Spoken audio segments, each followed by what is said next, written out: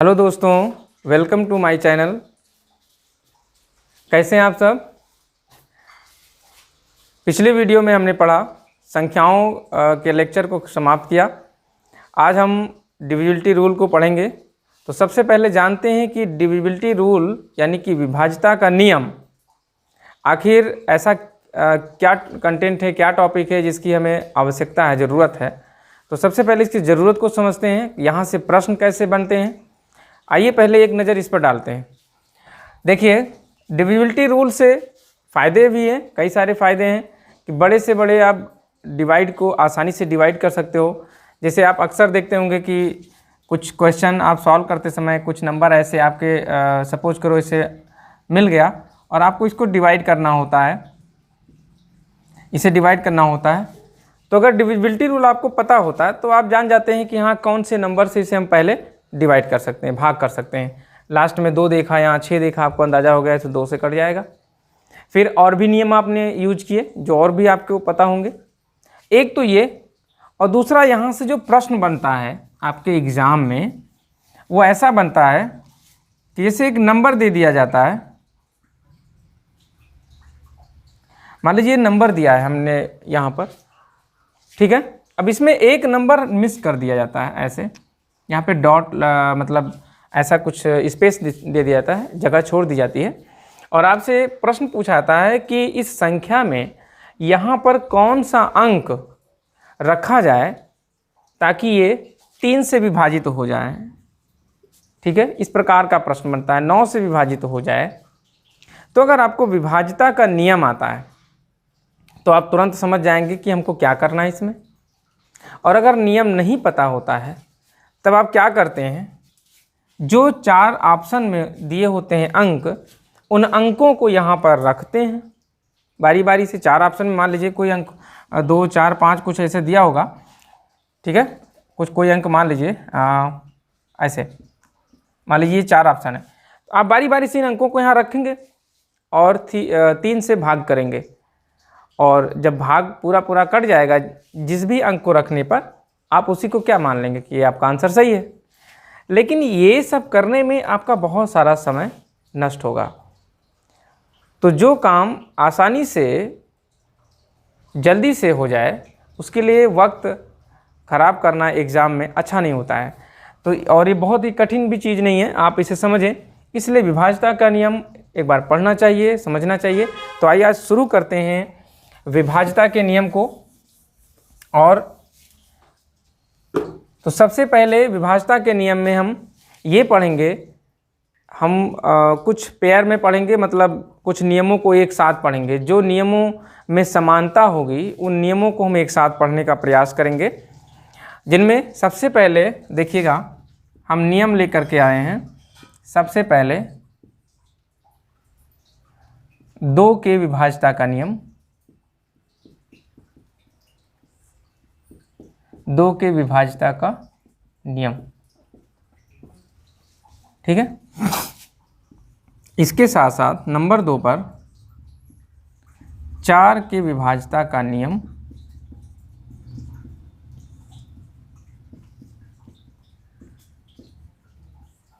और 8 के विभाज्यता का नियम। इन तीनों नियमों को हम एक साथ पढ़ेंगे क्योंकि इन तीनों नियमों में कुछ समानताएं हैं, तो समझने में भी आसानी होगी, याद भी आसानी से रखा जा सकता है। ओके, तो इन तीनों नियमों को हम एक साथ पढ़ेंगे। तो देखिए होता क्या है, ये तीनों एक समान क्यों हैं। समान इसलिए क्योंकि यहाँ पर 2 है, यहाँ पर 4 है। 4 मतलब क्या, 2 दूनी 4, यानी 4 में 2 बार 2, और 8 में ये देखिए आप 2 दूनी 4 दूनी 8, यानी 3 बार 2। अगर इसको हम फैक्टराइज कर दें, गुणनखंड इसका कर दें, तो कुछ ऐसा मिल जाता है। इस वजह से ये नियमों में कुछ समानताएं हैं, आप देखें और समझें, बड़ी आसानी से याद रहेगा ये। 2 के विभाज्यता का नियम क्या कहता है कि किसी भी संख्या के इकाई के अंक को अगर हम भाग करें, इकाई के अंक को, ध्यान दीजिएगा, इकाई के अंक को अगर हम 2 से भाग करें और कट जाए तो वो 2 से विभाज्य होगा। 4 में क्या होगा? अब 4 में आपने देखा कि 2 बार 2 लिखा है ना। 4 को हम अगर फैक्टराइज कर दें तो 2 बार 2 आया। तो आप इसको अगर इकाई मान लो, इकाई, तो इसको दहाई मान लो आप, है ना। इकाई और दहाई हो गया, इकाई दहाई। यानी कि यहाँ पर इकाई और दहाई की बात की गई है। 2 संख्याएं ली जाएंगी यहाँ पर। किसी भी संख्या के इकाई और दहाई से बनी हुई जो संख्या होगी वो अगर 4 से विभाजित है तो पूरी संख्या 4 से विभाजित हो जाएगी। अभी हम इसका एग्जाम्पल भी देंगे। 8 में क्या होगा? यही चीज़, यहाँ पे इकाई, दहाई और सैकड़ा 3 संख्याएं मिलेंगी आपको। ऐसी संख्या जिसके इकाई, दहाई और सैकड़े से बनी हुई संख्या अगर आपकी 8 से विभाजित हो जाए, 8 से डिवाइड हो जाए, तो वो संख्या 8 से डिवाइड हो जाएगी, विभाजित हो जाएगी। तो ये जो नियम है, ये तीनों ये एक दूसरे से इस तरह से जुड़े हुए हैं कि अगर आप इनको एक बार समझ लें तो ये कभी इसको भूलेंगे ही नहीं। तो चलिए सबसे पहले तो इसके कुछ उदाहरण लेते हैं और समझते हैं इसको। तो यहीं पर इसे नोट करते हैं, उदाहरण कुछ लेते हैं।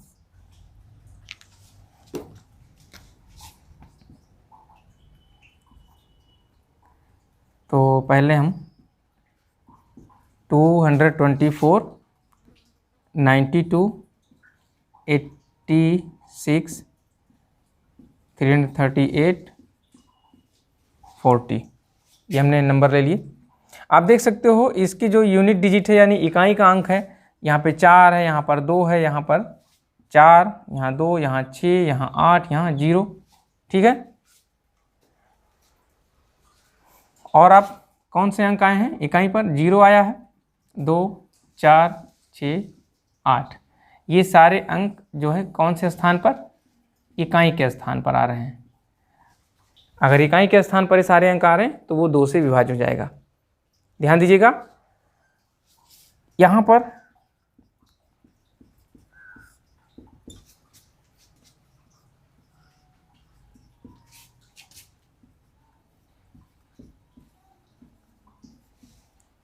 इत्यादि, यहाँ पर देख सकते हैं इकाई और दहाई, क्योंकि 4 में 2 2 हैं इसलिए वो एक इकाई का अंक बनेगा, एक दहाई का अंक। इसको एक ऐसे ट्रिक में समझ लीजिए। इसलिए यहाँ पर हम 2 इकाई और दहाई की जो भी संख्या आप जांचेंगे कि वो 4 से विभाज्य है या नहीं, उसके इकाई और दहाई के 2 अंक लेंगे, क्योंकि यहाँ पर 2 2 मिल गए इसलिए 2 अंक लेंगे। ओके, यहाँ भी 2 अंक लेंगे, यहाँ भी 2 अंक लेंगे। और अब जांचिए कि क्या ये 4 से विभाज्य है। तो देखा आपने, 4 दूनी 8, 4 एकम 4, विभाज्य है। यहाँ तो 0 ही है दोनों, तो विभाज्य होगा ही। यहाँ पर 24 है, तो 4 छक 24, ये भी विभाज्य है। तो इस तरीके से क्या समझ में आया कि अगर ये इकाई और दहाई से बनी हुई संख्या 4 से विभाज्य है तो ये पूरी संख्या 4 से क्या होगी? विभाज्य हो जाएगी। ठीक है, यही आपको इसमें जानना था। यानी इसमें क्या होगा? इकाई प्लस दहाई से बने संख्या को आपको क्या करना होगा? जांचना होगा कि इकाई और दहाई से बनी संख्या आप पहले 4 से विभाजित करिए। अगर वो संख्या विभाजित हुई तो पूरी की पूरी संख्या 4 से विभाजित हो जाएगी। 8 के नियम में क्या होता है, अब आप लोग को समझ में आ गया होगा ये क्रम। यहाँ पर हम क्या लेंगे? 3 अंक लेने वाले हैं यहाँ पर।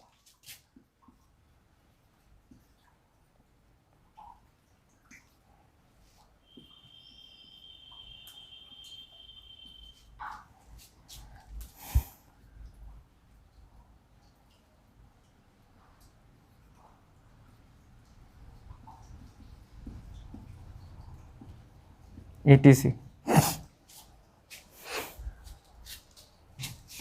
इत्यादि, ठीक है। तो यहाँ देख सकते हैं, यहाँ पर 8 में 3 2 मिले थे, ठीक है। तो ये इकाई, ये दहाई, ये सैकड़ा बना था। इस तरीके से यहाँ हम 3 अंक लेने वाले हैं, 3 अंक इस तरीके से, देखिए 3 अंक ले लेंगे हम। इकाई दहाई सैकड़ा, इकाई दहाई सैकड़ा, इसके 3-3 अंक ले लेंगे आप। अब इन तीनों अंकों को आप 8 से विभाजित करिए।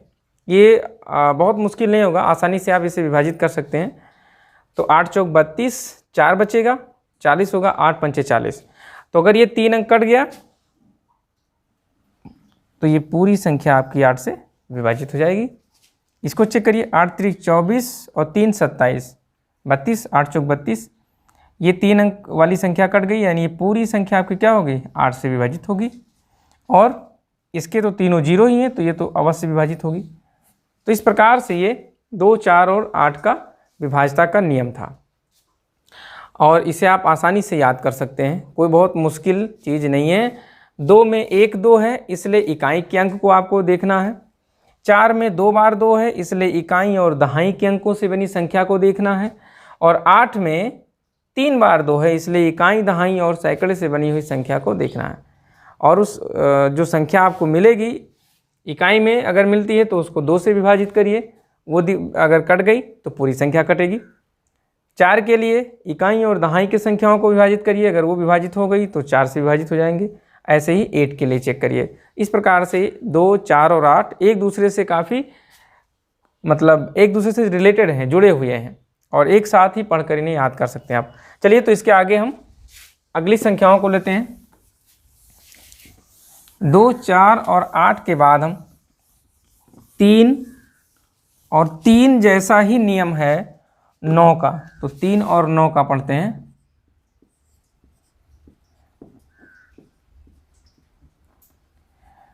तीन के विभाज्यता का नियम,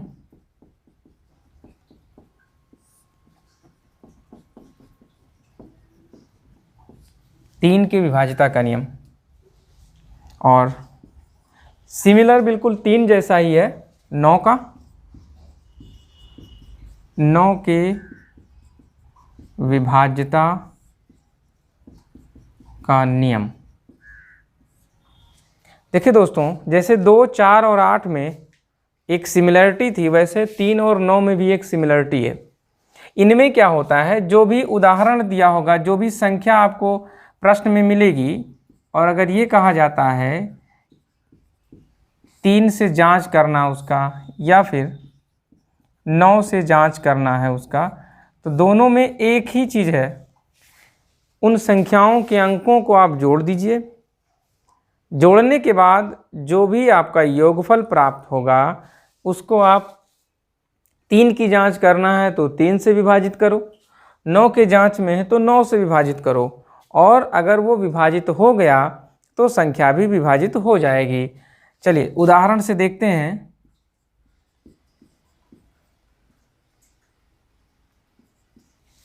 हमने एक संख्या लिया 3, 5, 2, 3, 1, 4, ठीक है। चलिए पहले इनके अंकों का हम योग करते हैं और देखते हैं क्या मिलता है। अंकों का योग 3 + 5 + 2 + 3 + 1 + 4 जोड़िए तो 5, 3, 8, 2, 10, 3, 13, 1, 14 और 4, 18 आया। आपने देखा यहाँ पर इनके अंकों का योग 18 आया, और ये 18 3 से विभाजित है ना। देखिए 18 3 से देखिए विभाजित है ना, 3 छक 18। तो चूंकि 3 से इसके अंकों का योग यानी 18 विभाजित हो रहा है, इसलिए ये जो संख्या है ये भी 3 से क्या होगी, विभाजित हो जाएगी। तो अगर आपको 3 से विभाज्यता का नियम यूज करना है या जांचना है, तो सबसे पहले अंकों को जोड़ो, उसका योगफल जो आए उसको 3 से विभाजित करो। अगर वो पूरा पूरा विभाजित हो गया तो संख्या भी विभाजित हो जाएगी। ठीक यही नियम यहाँ भी लागू होता है 9 में।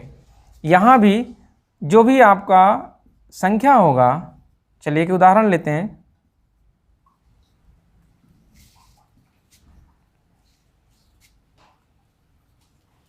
ये उदाहरण लिया हमने। यहाँ भी हम अंकों को जोड़ते हैं, अंकों का योग करते हैं और देखते हैं क्या मिलता है। अंकों का योग तो 4 + 2 + 3 + 9 + 2 + 4 + 3, इसका योगफल देखिए कितना आता है, जोड़िए। 4 2 6 3 9 9 18 2 20 4 24 3 27, ठीक है। 9 से इसको आप विभाजित करिए तो आपको मालूम चलेगा कि हाँ ये इसका आंसर 3 आएगा, यानी 9 से 9 से ये कट गया, विभाजित हो गया, तो इसलिए ये संख्या क्या होगी, 9 से विभाज्य हो जाएगी। तो कुल मिलाकर के आप याद रखेंगे 3 और 9 के लिए अंकों को जोड़ेंगे, उसके योगफल को 3 से, या अगर 9 से पूछा गया तो 9 से विभाजित करेंगे, और अगर अंक विभाजित हो गए, उसका योगफल विभाजित हो गया, तो संख्या भी विभाजित हो जाएगी, ठीक है। तो इस तरीके से 2 4 8 3 और 9 इतनी संख्याओं की विभाज्यता के नियम को हमने समझा। इसके आगे चलते हैं और 5 के नियम को जानते हैं कि 5 के नियम में क्या होता है।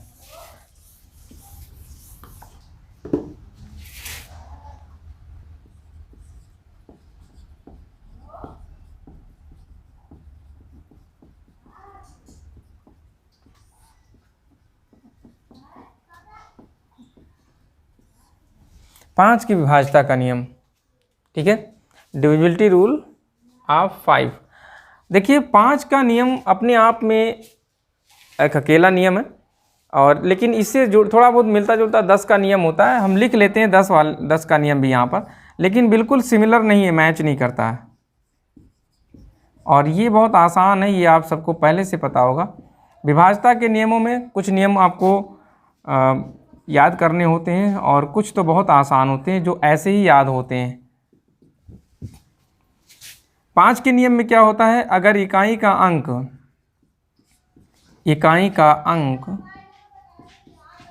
0 या 5 है, 0 या 5 है, तो सारे संख्याएं, जो भी संख्याएं होंगी वो सभी की सभी 5 से विभाजित हो जाएंगी, और इसमें इकाई का अंक केवल 0 होना चाहिए, ठीक है, क्योंकि यहाँ 10 है, आपको पता ही है 10 में 0 है, तो जो भी संख्याएं कटेंगी उसके इकाई में 0 होना अवश्य मस्ट है, मतलब होना ज़रूरी है।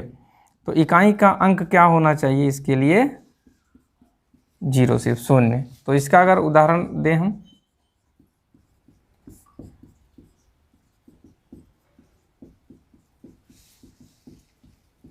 इस तरह से, और इसके उदाहरण में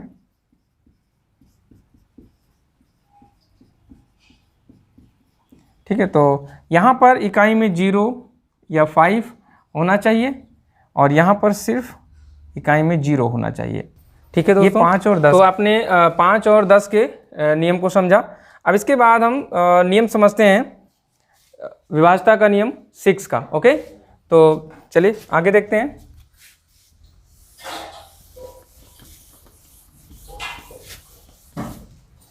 छः के विभाज्यता का नियम,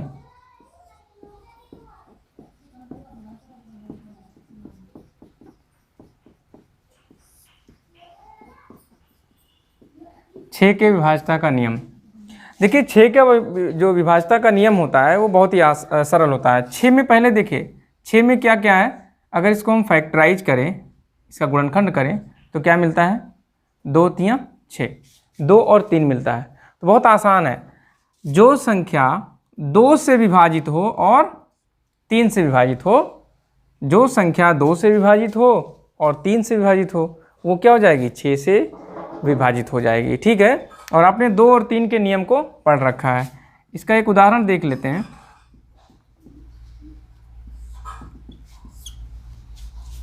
इसका एक उदाहरण देखते हैं।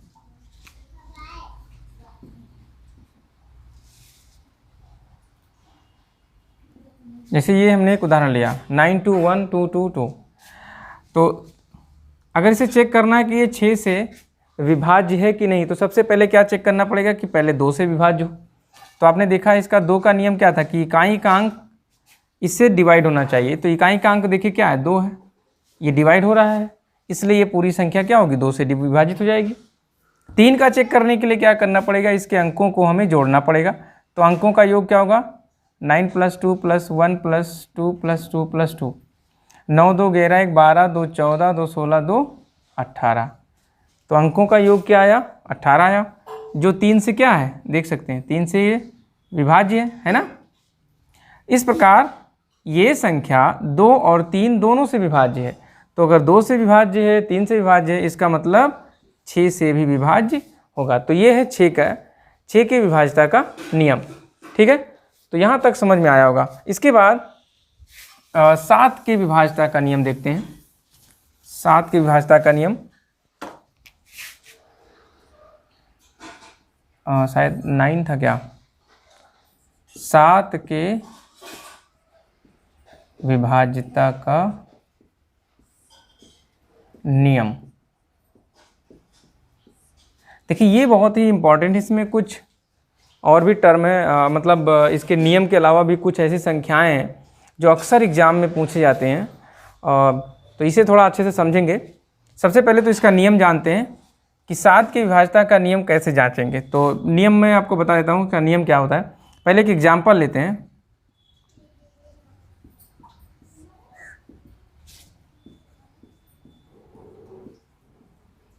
ये मैंने एक एग्जाम्पल लिया 808080, ठीक है, और देखते हैं कि क्या ये विभाजित है या नहीं है। तो क्या नियम होता है, नियम पहले अच्छे से समझें। 7 के विभाज्यता का नियम ये होता है कि इकाई के अंक का दुगना करें और शेष बची संख्या से माइनस करें उसको। ठीक है, यही क्रम आपका चलेगा। तो आपने देखा इकाई का अंक यहाँ क्या है, 0 है। इसको आप पहले दुगना करो, 2 से मल्टीप्लाई करो, कितना आएगा? 0 आएगा। शेष बची संख्या से, यानी 0 जो था उसको हम छोड़ देंगे अब, क्योंकि हमने इकाई का अंक 0 लिया और उसको हमने दुगना किया, तो उसको छोड़ देंगे। अब बची क्या संख्या आपकी? 80808। तो इस बची हुई संख्या से जो इसका गुणनफल आया है उसको माइनस करेंगे, घटाएंगे। तो यहाँ 0 रख करके इसको घटा लीजिए आप। तो देखिए क्या आता है, 80808, ये आपको मिला। फिर क्या करेंगे, वही क्रम दोहराएंगे। अभी जो इकाई का अंक है इसका दुगना करेंगे और बची हुई शेष संख्या से घटाएंगे। तो यहाँ तक की संख्या बची, यहाँ से घटा लीजिए इसको। 10 में से 6 गया 4, 7 में से 1 गया 6, 0 8। फिर वही क्रम दोहराएंगे। इसके इकाई का अंक 4 है, इसको दुगना करेंगे तो 8 हो जाएगा।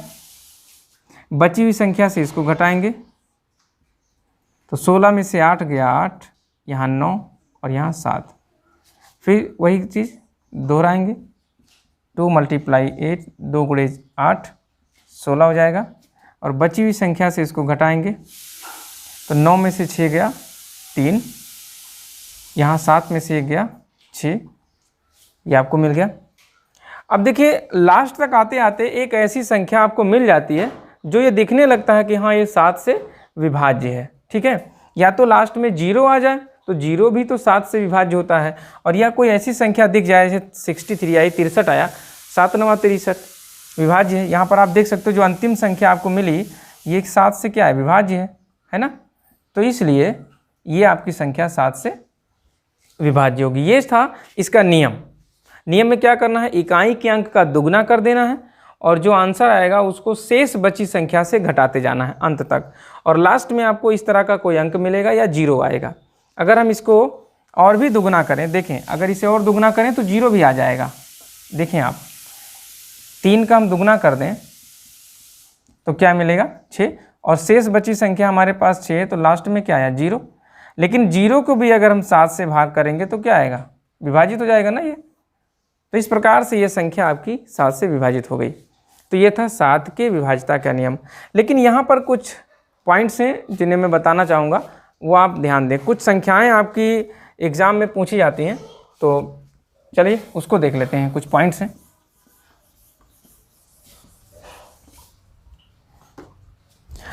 तो पहला पॉइंट्स आपका ये होगा कि कोई भी अंक अगर 6 बार है लगातार क्रम से, तो वो 7 से विभाजित हो जाएगा। कोई भी अंक, पहला पॉइंट ये है, जैसे 1 1 अगर 6 बार है तो ये 7 से विभाजित होगा, या 2 2 2 2 6 बार है, ये भी 7 से विभाजित होगा। या 3 3 3, ये सभी 7 से विभाजित हो जाएंगे इस तरह से, अगर क्रम से इत्यादि। ये सारे के सारे नंबर जो है 7 से विभाजित होंगे, ये याद रखना आपको। ये जैसे ये संख्या दे दी जाती है एग्ज़ाम में और आपको पहले से पता है ना, तो तुरंत देखते ही आप अपना आंसर सही कर सकते हैं। ना पता होने पर क्या होता है, हम उसको विभाजित करते हैं, भाग करते हैं और उसमें समय लगता है ना। तो चलिए, दूसरा एक प्रकार की संख्या और भी है, जैसा कि हमने एक एग्जाम्पल अभी लिखा था उसी तरीके के, कि कोई भी दो संख्याओं की पुनरावृत्ति 3 बार हो, मतलब 4 3 4 3 4 3, देख रहे हैं, 2 2 की जोड़े का पुनरावृत्ति 3 बार हो। या इसी तरीके से कोई भी संख्या ले लीजिए, 20 20 20 या 73 73 73, ऐसे इत्यादि। इस प्रकार की संख्या की अगर पुनरावृत्ति होगी तो ये भी संख्याएं 7 से विभाजित हो जाएंगी। या फिर एक प्रकार की संख्या और है, अगर किसी संख्या के किसी 3 अंक की, मतलब इस तरह देखिए यहाँ पे 7 3 5 और फिर यही चीज़ 7 3 5 2 बार पुनरावृत्ति हो जाए, सॉरी यहाँ कॉमन ही लगेगा, इस तरह से संख्या हो, तो इस तरह की संख्याएं भी क्या होंगी, 7 से विभाजित होंगी। ठीक है, तो ये सभी संख्याएं आपकी क्या होंगी, ये सभी संख्याएं 7 से विभाजित होंगी। तो आपको इस तरह की संख्याओं का याद रखना है कि ऐसी संख्याएं अगर कहीं दिखती हैं तो आप तुरंत समझ जाएं कि ये 7 से, कि ये सभी संख्याएं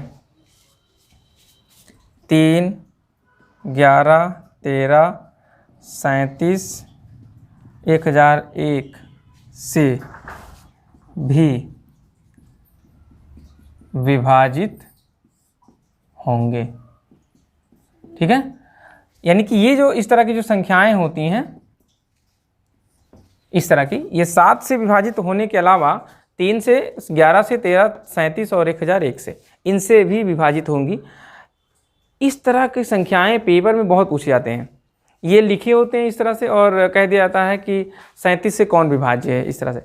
अब जिसे आपको पता है तो आपने तो तुरंत उसका आंसर कर लिया, ना पता होने पर हम क्या करते हैं, डिविजिबिलिटी रूल तो हमको पता नहीं कि 37 का क्या होता है, यहाँ तक तो पढ़ते नहीं हैं, तो हम ये प्रक्रिया अपनाते हैं और उसको विभाजित करते हैं, भाग करते हैं, और भाग करने में हमें काफ़ी वक्त लग सकता है। ठीक है, जो हमें 2 सेकंड में करना था वो शायद 30 सेकंड लग जाए या 1 मिनट लग जाए, तो वो समय हमारा वेस्ट होता है। तो इसलिए ऐसी संख्याएं 1-2 बार पढ़ने पर याद हो जाती हैं। चलिए, अब इसके बाद हम सीधे 11 की विभाज्यता के नियम पढ़ते हैं। 11 के विभाज्यता का नियम 10वां नंबर है। 11 की विभाज्यता का नियम, इसका सबसे पहले एक उदाहरण लेते हैं।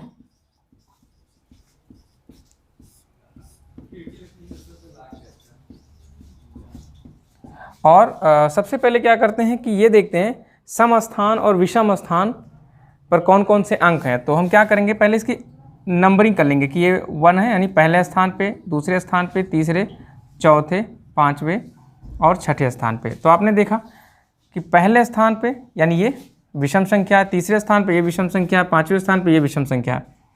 तो ये और ये तीनों कैसे हैं, विषम स्थान वाले। ये कैसे हैं, ये विषम स्थान पर है, ये आपके विषम स्थान पर है। और ये और ये अंक आपका कौन से स्थान पे है, सम स्थान पे है। अब इन अंकों को हम क्या करते हैं, योग करना है, इसको जोड़ना है। क्या करना है, इनका योग करना है, इन अंकों का योग। तो योग करके देखते हैं सम स्थान पे कौन सा अंक है, ध्यान देंगे पहले।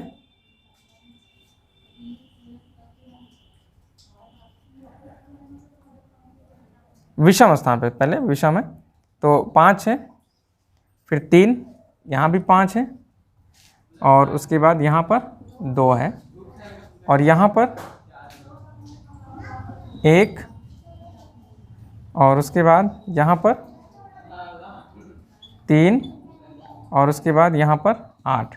अब इन दोनों का योग देखिए कितना आता है, 5 5 10 2 12 और 3 1 4 और 8 12। इन दोनों का योग देखिए क्या आया, इक्वल आ गया, समान आ गया, है ना।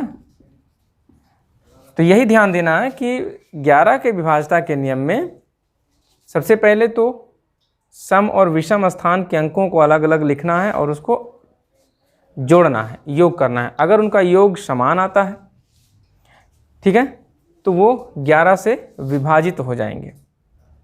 या फिर 2 पॉइंट है, जैसे अगर योग समान आया, योग समान होने पर 11 से क्या होगा, विभाज्य होगी संख्या, 11 से विभाज्य, ठीक है, होगी। दूसरा ये कि अगर मान लो थोड़ी देर के लिए कि समान नहीं आया, तो अगर समान नहीं आता है तो ऐसी संख्या आएगी जो 11 से विभाजित हो जाएगी।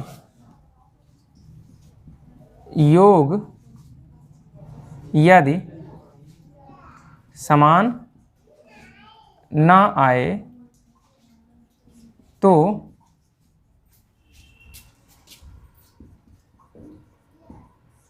ऐसी संख्या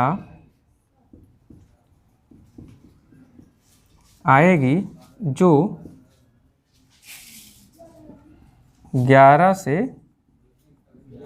विभाज्य होगी, ठीक है। तो इस तरीके से ये 11 का विभाज्यता का नियम हो जाएगा, ठीक है दोस्तों। तो ये था विभाज्यता का नियम। उम्मीद है आपको समझ में आया होगा और नेक्स्ट वीडियो में हम कुछ और चीज़ें लेकर के आएंगे संख्याओं से संबंधित। तब तक के लिए thank you so much, keep watching, हमेशा मुस्कुराते रहो।